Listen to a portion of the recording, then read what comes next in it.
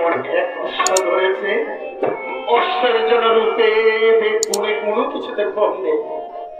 তখন সমস্ত সারাটি কি করিল, আনন্দে বাহু তুলে নাচিতে লাগিল। ও তরঙ্গ নকল তরঙ্গ আনিল রে,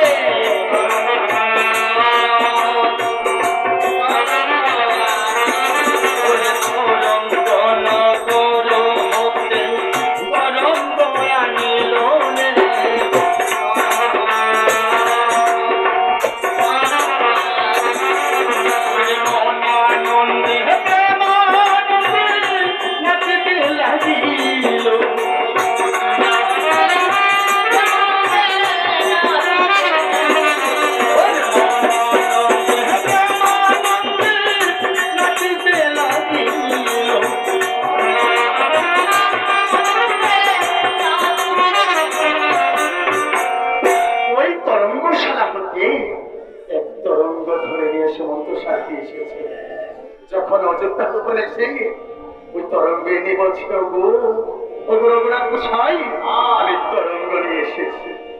তখন রঘুনাথ গোসাই কি করে বলছে, গো মানে গোসাই, আপনি অষ্টমের যজ্ঞ শুরু করুন, আমার যজ্ঞ নিয়ে এসেছে। তখন মণিগণ বলছে, গো রঘুনাথ গোসাই, ও গো অষ্টমের যজ্ঞ আনলে যে যজ্ঞ সম্পূর্ণ হয় না,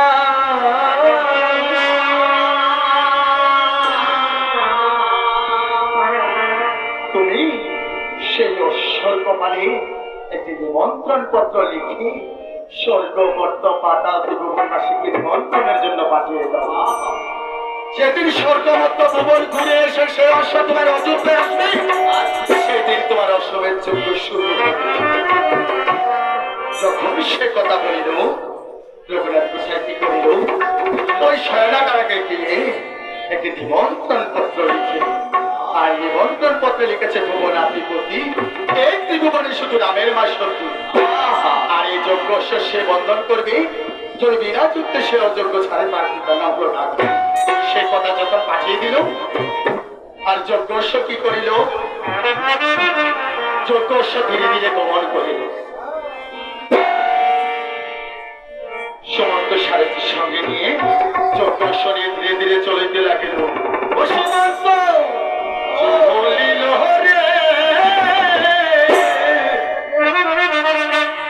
যাত্রা তাহলে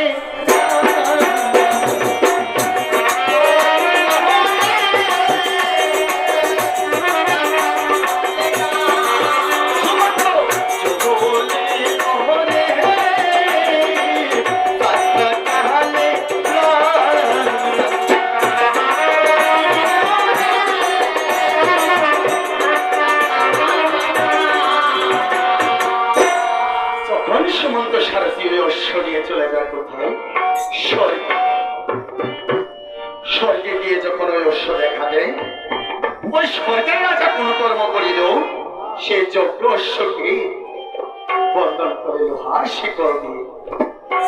আর যজ্ঞ অশ্ব কোন কর্ম করিল, ওই লোহার শিকল ছিঁড়িয়া জয়রাম জয়রাম বলে চলে লাগিল। চলে যায় পাতালে। পাতালে গিয়ে যখন পাতালের রাজা ওই নাগপাশ বান দিয়ে বন্ধন করে জয়রাম জয়রাম বলে সে নাগপাশ বান ছিঁড়ে চলে যায় ওই মনের কদলি বনে। কদলি বনে গিয়ে কি কোন কর্ম করিল অশ্ব, ও তো বাস্তিয়া বাস্তিয়া বাঙে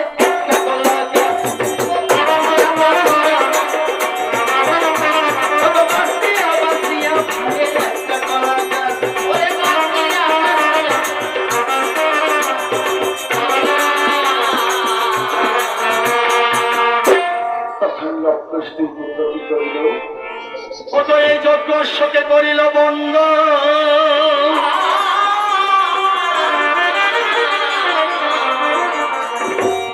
লোককে দেখে দেখে বলছো, দাদা ওই যে যজ্ঞ শেষে আমার দাদুর কদলি বনের সব কথা গাছ ভেঙে দিচ্ছে।